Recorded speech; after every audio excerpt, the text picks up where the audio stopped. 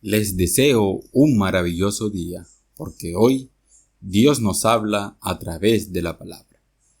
En la primera lectura, trata del primer libro de Juan, capítulo 5, versículos del 5 al 3. El versículo 5 abre con una pregunta. ¿Quién es el que vence al mundo, sino el que cree que Jesús es el Hijo de Dios? San Juan, en esta pregunta, nos presenta la fe en Jesús como la clave para superar al mundo, entendido aquí como las fuerzas del pecado, las tentaciones y todo lo que se opone a Dios. Creer en Jesús no es solo un acto intelectual, sino una confianza total en Él como nuestro Salvador. El versículo 6 dice así: Este es el que vino por el agua y la sangre, Jesucristo, no solo de agua, sino en el agua y en la sangre. Y el Espíritu es quien da testimonio, porque el Espíritu es la verdad. En este párrafo, el agua y sangre se refiere al bautismo y a la crucifixión de Jesús. El bautismo marca el inicio de su ministerio público, y la cruz su entrega definitiva por nuestra salvación. Además, el Espíritu simboliza el Espíritu Santo, quien confirma la verdad de Jesús en el corazón de los creyentes, guiándonos a la verdad.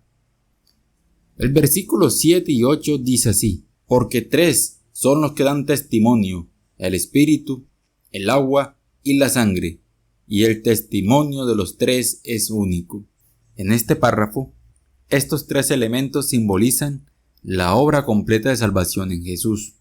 Su bautismo, su sacrificio y el Espíritu Santo son testigos de su misión divina. En el versículo 9 dice: Si aceptamos el testimonio humano, mayor es el testimonio de Dios, pues este es el testimonio de Dios, que ha dado testimonio acerca de su Hijo. En este párrafo, San Juan destaca que, si confiamos en el testimonio de otras personas, ¿cuánto más debemos confiar en el testimonio de Dios, que es perfecto y que es verdadero? El versículo 10 dice: El que cree en el Hijo de Dios tiene el testimonio en sí mismo. Quien no cree a Dios lo hace mentiroso, porque no ha creído en el testimonio que Dios ha dado acerca de su Hijo. La fe en Jesús no solo es un acto externo, sino una experiencia interna donde el creyente lleva en su corazón la verdad de Cristo. Negar esta verdad equivale a rechazar la autoridad de Dios. En el versículo 11 y 12 está escrito: Y este es el testimonio. Dios nos ha dado vida eterna, y esta vida está en su Hijo. Quien tiene al Hijo tiene la vida. Quien no tiene al Hijo de Dios no tiene la vida. Jesús no solo da acceso a la vida eterna, Él es la fuente misma de esa vida. La reunión con Él significa vivir plenamente en comunión con Dios. Y el versículo 13 dice: Os he escrito estas cosas a los que creéis en el nombre del Hijo de Dios, para que os deis cuenta de que tenéis vida eterna. Aquí, el objetivo de la carta es reafirmar a los creyentes que su fe les asegura la vida eterna. Es un mensaje de consuelo y de esperanza. En el Santo Evangelio, según San Lucas, capítulo 5, versículos del 12 al 16. El Evangelio abre con lo siguiente: Sucedió que, estando Jesús en una de las ciudades, se presentó un hombre lleno de lepra. Al ver a Jesús, cayendo sobre su rostro, le suplicó diciendo: Señor, si quieres, puedes limpiarme. Aquí el leproso muestra una fe profunda al reconocer el poder de Jesús, pero también una humildad absoluta al someterse a su voluntad. Su postura, cayendo al suelo, refleja reverencia y desesperación. El Evangelio sigue: Y extendiendo la mano, lo tocó diciendo: Quiero, queda limpio. Y enseguida la lepra se le quitó. El toque de Jesús hacia un leproso iba contra las normas sociales y religiosas, pero Jesús rompe esas barreras por amor Este gesto muestra que no solo sana físicamente, sino que restaura la dignidad del hombre y la prontitud del milagro. La lepra desaparece al instante. Es testimonio del poder divino de Jesús.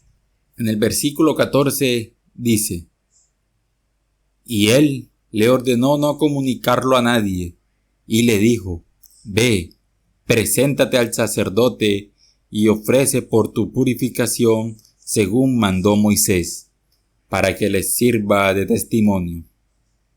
Jesús respeta la ley de Moisés al pedir al hombre que se presente al sacerdote, quien debía certificar la curación.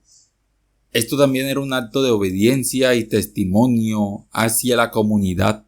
El Evangelio continúa diciendo: se hablaba de él cada vez más, y acudía mucha gente a oírlo y a que lo curara de sus enfermedades. En este instante la fama de Jesús se extiende rápidamente por sus milagros y enseñanzas. Las multitudes reconocen en él algo único, reconocen en él algo poderoso. El Evangelio finaliza con lo siguiente: él, por su parte, solía retirarse a despoblado y se entregaba a la oración. A pesar de su popularidad y a pesar de sus ocupaciones, Jesús busca tiempo para estar a solas con el Padre. Este ejemplo subraya la importancia de la oración como fuente de fuerza y de orientación. Aquí, ambas lecturas están conectadas por la centralidad de Jesús como fuente de vida y salvación. En la primera carta de San Juan, se nos recuerda que la fe en Jesús nos da la victoria sobre el mundo y nos asegura la vida eterna. El Evangelio, por su parte, muestra cómo esa vida se manifiesta en la compasión, el poder y la restauración que Jesús trae a quienes confían en Él. ¿Qué enseñanza podríamos aplicar de las lecturas de hoy? Primero, la confianza en Jesús. Como el leproso, debemos acercarnos a Jesús con humildad y fe, confiando en que Él puede transformar nuestras vidas. Segundo, romper las barreras. Siguiendo el ejemplo de Jesús, estamos llamados a superar prejuicios y a llevar amor y esperanza a quienes son marginados. Y tercero, buscar momentos de oración.